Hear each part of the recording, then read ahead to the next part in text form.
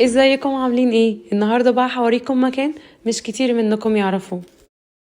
وما تنساش تعمل لايك وسبسكرايب، ويلا بينا بقى على المكان.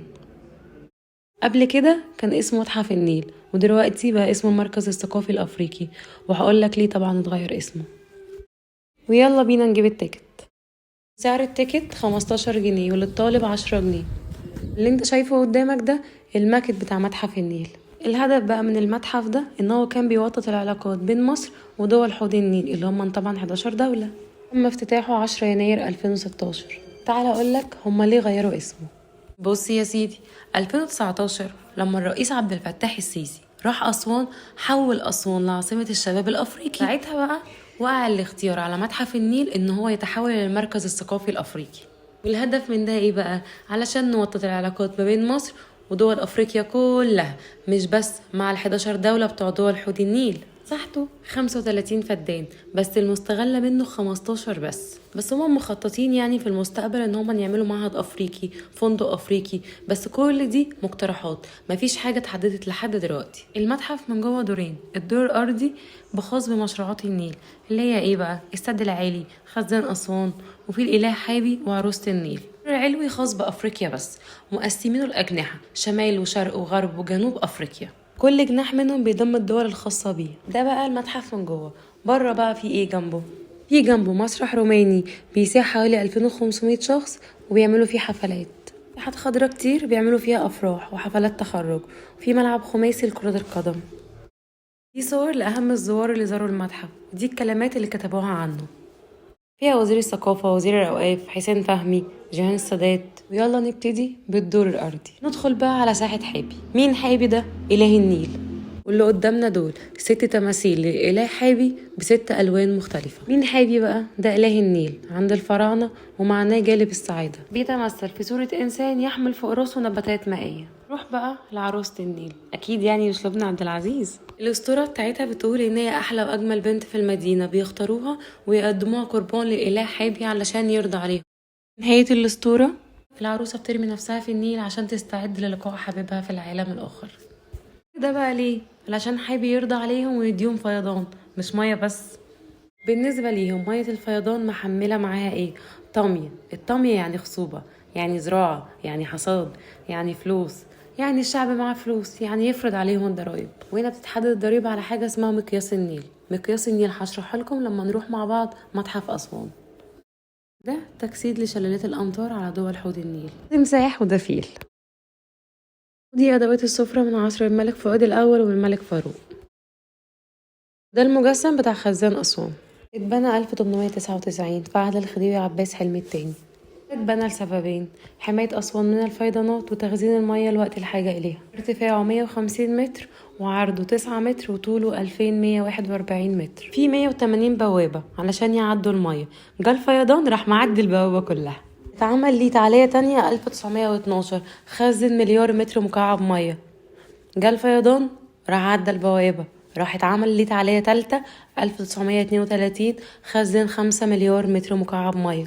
وانا جبتلكوا شكله في الحقيقة علشان تبقوا فاهمين معايا.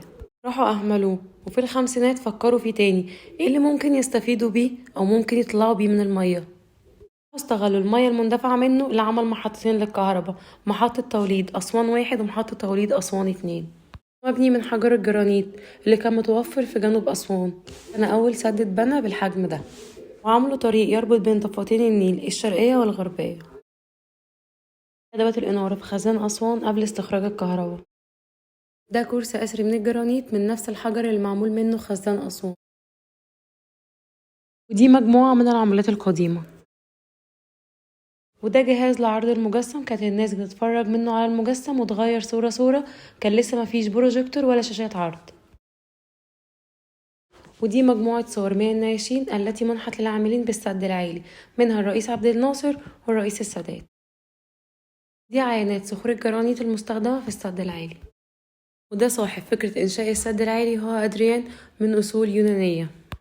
وده مجسم السد العالي، وهنشرح المجسم مع السد العالي على الطبيعة في فيديو تاني.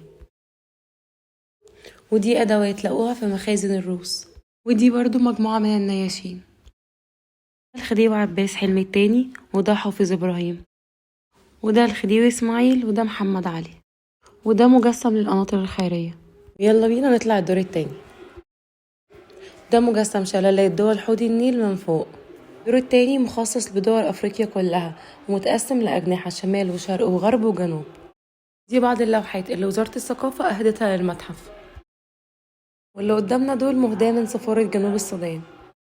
هم عاملين لوحات لدول أفريقيا كلها، كل دولة في لوحة بالعلم بتاعها والعملة بتاعتها والعاصمة وأهم المزارات الموجودة فيها. واللي قدامنا دول مهداة من سفارة أوغندا، عبارة عن إيه؟ سلة مجوهرات، شنطة يد، مفرش مائدة. لو لسه مكمل معايا ياريت متنساش تعمل اشتراك في القناة. وده نموذج خشبي الوجه فيه الأفريقي مهداة من سفارة ليوستيو. دي أدوات البناء اللي استخدمها الملك فؤاد الأول لوضع حجر الأساس لقناطر نجع حمادي. ودي أواني فخارية للطهي مهداة من سفارة جنوب السودان. لوحة لمصر وأهم المعالم الأثرية فيها. ودي كراكة أبحاث مهداة من سفارة السودان. نموذج لملابس السيدة الأفريقية مهداة من سفارة ليوستيو. دي نماذج لأدوات قتالية مهداة من سفارة جنوب السودان. ده شطرنج مهداة من كينيا وعلم دولة كينيا مرسوم على كرسي من الجلد. دي نماذج لأدوات منزلية برضو مهداة من سفارة جنوب السودان. ودي أدوات مائدة من قرع اللب.